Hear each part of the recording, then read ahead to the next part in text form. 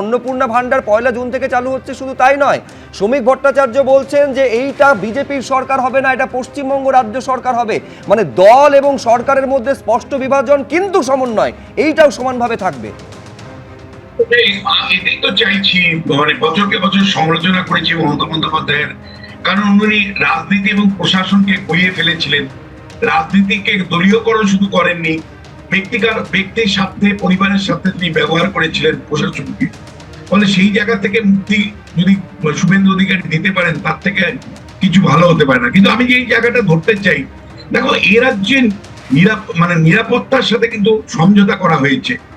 এ রাজ্যের বিএসএফ এর যে জমি, দিনের পর দিন কেন্দ্রের তরফ থেকে চেষ্টা করেও কিন্তু জমি পায়নি, মমতা বন্দ্যোপাধ্যায় সহযোগিতা করেনি। এটা কেবলমাত্র রাজনৈতিক অভিযোগ নয়, এটা সর্বস্তর থেকে কিন্তু এই অভিযোগটা এসেছিল যে আমাদের সীমান্ত সুরক্ষার জন্য খুব ইম্পর্টেন্ট হলো মানে জমি দেওয়া রাজ্য সরকারের এখতিয়ারের মধ্যে পড়ে, এবং সেখানে কাঁটাতারের বেড়া দিয়ে নিরাপত্তা নিশ্চিত করা, অনুপ্রবেশকারী নিশ্চিত করা।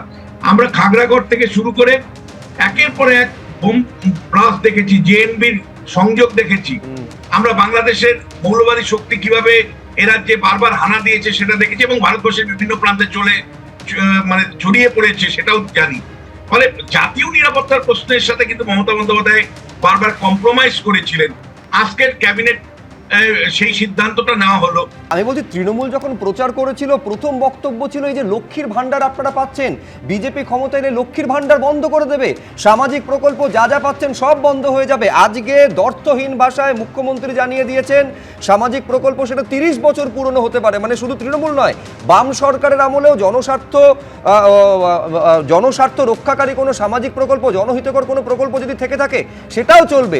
এবং এইটা খেয়াল করুন যে অন্নপূর্ণা ভান্ডার যেখানে যে পরিমাণ তারা টাকাটা পান সেটা দ্বিগুণ করে দেওয়া হচ্ছে, সেইটা 11 তারিখে ঘোষণা হচ্ছে, 1 মাসেরও কম সময়ের মধ্যে 1 জুন থেকে সেটা কার্যকর হয়ে যাবে।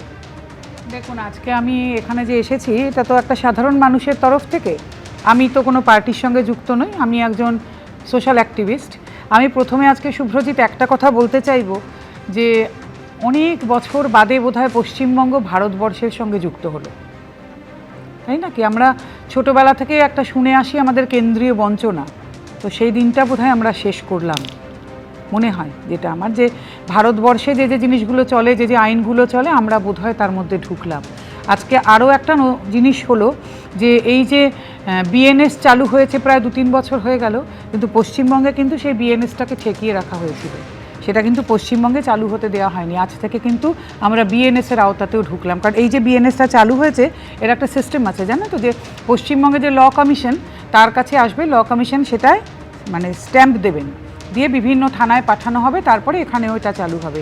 এতদিন কিন্তু সেটা চালু হতে দেওয়া হয়নি, কারণ আমি একটা এমন বিষয় নিয়ে কাজ করি যে আমি তার অভিঘাতটা টের পাচ্ছিলাম, যে এখানে যখনই কোনো কেস আসছিল, ধরুন সেটাকে 498A ব্র্যাকেটে বিএনএস 85-86 বলে চালানো হচ্ছিল, কিন্তু আজ থেকে আর সেই ব্যাপারটাও রইল না। এটাও কিন্তু একটা খুব বড় পদক্ষেপ, অর্থাৎ আমরা সারা ভারতবর্ষের সঙ্গে এক হলাম। ভারতবর্ষ জুড়ে যদি বিএনএস চলে, পশ্চিমবঙ্গেও বিএনএস চালু হলো। আর একটা কথা বলতে চাই, এটা কিন্তু একদম কেউ ভাববেন না যে আমি কোনো দল করি, কিন্তু আমার একটা জিনিস মনে হচ্ছে, যেটা আমরা আলোচনাও করছিলাম, রবীন্দ্রনাথ দাস, সায়ন্তনদাকে বলছিলাম, আমি না সাধারণ মানুষের মধ্যে একটা খুশি দেখতে পাই। এবিপি আনন্দ, এগিয়ে থাকে, এগিয়ে রাখে।